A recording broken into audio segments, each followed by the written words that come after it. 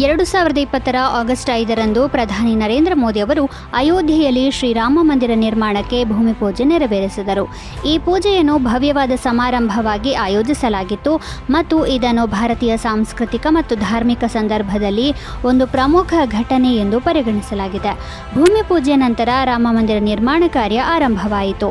ಹಿಂದೆ 1528-29ರಲ್ಲಿ ಮೊಘಲ್ ದೊರೆ ಬಾಬರ್ನ ಆದೇಶದ ಮೇರೆಗೆ ಅವನ ಸೇನಾಪತಿ ಮೀರ್ ಬಾಕಿ ದೇವಾಲಯವನ್ನು ಕೆಡವಿ ಅಲ್ಲಿ ವಿವಾದಿತ ರಚನೆಯನ್ನು ನಿರ್ಮಿಸಿದ್ದ.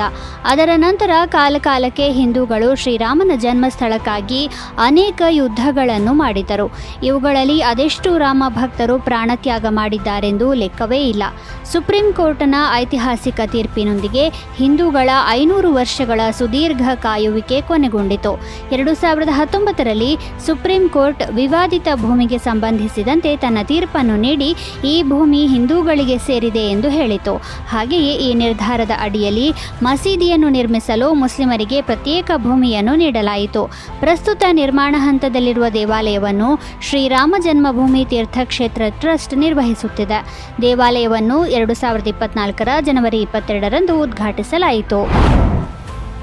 2019ರ ಆಗಸ್ಟ್ 5ರಂದು ಭಾರತ ಸರ್ಕಾರವು ಜಮ್ಮು ಮತ್ತು ಕಾಶ್ಮೀರದ ವಿಶೇಷ ಸ್ಥಾನಮಾನವನ್ನು ಕೊನೆಗೊಳಿಸುವ ಮೂಲಕ ಆರ್ಟಿಕಲ್ 370 ಸಂಪೂರ್ಣವಾಗಿ ರದ್ದುಗೊಳಿಸಿತು. ಇದರೊಂದಿಗೆ ಜಮ್ಮು ಮತ್ತು ಕಾಶ್ಮೀರ ಮತ್ತು ಲಡಾಖ್ ಎಂಬ 2 ಕೇಂದ್ರಾಡಳಿತ ಪ್ರದೇಶಗಳನ್ನು ಸ್ಥಾಪಿಸಲಾಯಿತು. ಈ ನಿರ್ಧಾರವನ್ನು ಭಾರತೀಯ ಸಂಸತ್ತು ಅಂಗೀಕರಿಸಿತು ಮತ್ತು ರಾಷ್ಟ್ರಪತಿಯವರು ಅಧಿಸೂಚನೆ ಮಾಡಿದರು. ಭಾರತೀಯ ಸಂವಿಧಾನದ 370ನೇ ವಿಧಿಯು ಜಮ್ಮು ಮತ್ತು ಕಾಶ್ಮೀರಕ್ಕೆ ವಿಶೇಷ ಸ್ಥಾನಮಾನವನ್ನು ಒದಗಿಸಿತು. ಈ ವಿಧಿಯು ಜಮ್ಮು ಮತ್ತು ಕಾಶ್ಮೀರಕ್ಕೆ ಸ್ವಾಯತ್ತತೆಯನ್ನು ನೀಡಿತು ಮತ್ತು ರಾಜ್ಯಕ್ಕೆ ತನ್ನದೇ ಆದ ಸಂವಿಧಾನ, ಕಾನೂನುಗಳು ಮತ್ತು ಆಡಳಿತ ವ್ಯವಸ್ಥೆಯನ್ನು ಒದಗಿಸಿತ್ತು. ಹಾಗೆಯೇ ಆರ್ಟಿಕಲ್ 35A ಜಮ್ಮು ಮತ್ತು ಕಾಶ್ಮೀರಕ್ಕೆ ವಿಶೇಷ ಹಕ್ಕುಗಳನ್ನು ಒದಗಿಸಿತ್ತು. ಅದರ ಅಡಿಯಲ್ಲಿ ರಾಜ್ಯ ಸರ್ಕಾರವು ಖಾಯಂ ನಿವಾಸಿಗಳಿಗೆ ವಿಶೇಷ ಹಕ್ಕುಗಳು ಮತ್ತು ಪ್ರಯೋಜನಗಳನ್ನು ನೀಡಲು ಅನುಮತಿಸಲಾಗಿತ್ತು. ಇದು ಆರ್ಟಿಕಲ್ 370ಯ ಭಾಗವಾಗಿತ್ತು. ಜಮ್ಮು ಮತ್ತು ಕಾಶ್ಮೀರದ ವಿಶೇಷ ಸ್ಥಾನಮಾನದ ರದ್ದತಿಯನ್ನು ಭಾರತ ಸರ್ಕಾರವು ಐತಿಹಾಸಿಕ ಹೆಜ್ಜೆಯಾಗಿ ಪ್ರಸ್ತುತಪಡಿಸಿದೆ ಮತ್ತು ಇದನ್ನು ರಾಷ್ಟ್ರೀಯ ಏಕತೆ ಹಾಗೂ ಸಮಗ್ರತೆಯನ್ನು ಬಲಪಡಿಸುವ ಪ್ರಯತ್ನವೆಂದು ಪರಿಗಣಿಸಲಾಗಿದೆ. 1991ರ ಆಗಸ್ಟ್ 5ರಂದು ದೇಶದಲ್ಲಿ ಮೊದಲ ಬಾರಿಗೆ ಮಹಿಳೆಯೊಬ್ಬರು ಹೈಕೋರ್ಟ್ನ ಮುಖ್ಯ ನ್ಯಾಯಮೂರ್ತಿಯಾಗಿ ನೇಮಕಗೊಂಡರು.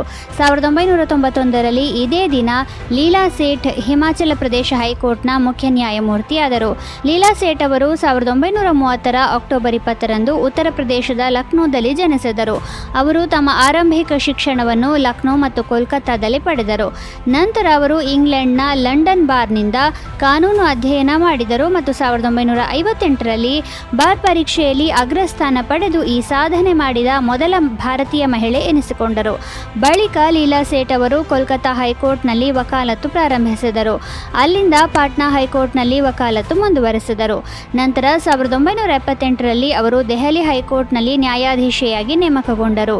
ನಂತರ 1991ರಲ್ಲಿ ಲೀಲಾ ಸೇಠ್ ಅವರನ್ನು ಹಿಮಾಚಲ ಪ್ರದೇಶದ ಹೈಕೋರ್ಟ್ನ ಮುಖ್ಯ ನ್ಯಾಯಮೂರ್ತಿಯಾಗಿ ನೇಮಿಸಲಾಯಿತು.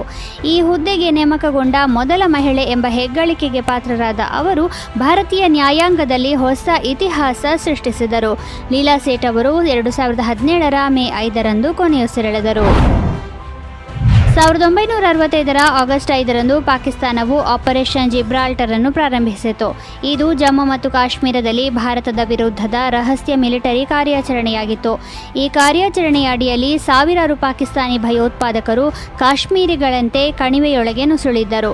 ಅವರಿಗೆ 2 ಉದ್ದೇಶಗಳಿದ್ದವು. ಮೊದಲನೆಯದು ಕಾಶ್ಮೀರಿ ಮುಸ್ಲಿಮರನ್ನು ಭಾರತದ ವಿರುದ್ಧ ಪ್ರಚೋದಿಸುವುದು ಮತ್ತು ಎರಡನೆಯದು ಭಾರತೀಯ ಸೇನೆಯೊಂದಿಗೆ ಹೋರಾಡುವ ಮೂಲಕ ಕಾಶ್ಮೀರವನ್ನು ವಶಪಡಿಸಿಕೊಳ್ಳುವುದು. ಆದರೆ ಬಹುಬೇಗ ಪಾಕಿಸ್ತಾನದ ಈ ಯೋಜನೆ ವಿಫಲವಾಯಿತು. ಭಾರತೀಯ ಸೇನೆಯು ಪಾಕಿಸ್ತಾನಿ ನುಸುಳುಕೋರರನ್ನು ಪತ್ತೆ ಹಚ್ಚಿತು ಮತ್ತು ಅವರ ವಿರುದ್ಧ ಪ್ರತೀಕಾರವನ್ನು ಪ್ರಾರಂಭಿಸಿತು. ಭಾರತೀಯ ಸೇನೆಯು ಆಪರೇಷನ್ ಜಿಬ್ರಾಲ್ಟರ್ನಲ್ಲಿ ಕಠಿಣ ಕಾರ್ಯಾಚರಣೆಯನ್ನು ನಡೆಸಿತು ಮತ್ತು ಹೆಚ್ಚಿನ ನುಸುಳುಕೋರರನ್ನು ಕೊಂದಿತು. ಆಪರೇಷನ್ ಜಿಬ್ರಾಲ್ಟರ್ ಭಾರತ ಮತ್ತು ಪಾಕಿಸ್ತಾನದ ನಡುವೆ ಉದ್ವಿಗ್ನತೆಯನ್ನು ಹೆಚ್ಚಿಸಿತು. ಇದು 1965ರ ಭಾರತ ಪಾಕಿಸ್ತಾನ ಯುದ್ಧಕ್ಕೆ ತಿರುಗಿತು. ಈ ಯುದ್ಧವು ಸುಮಾರು 1 ತಿಂಗಳ ಕಾಲ ನಡೆಯಿತು.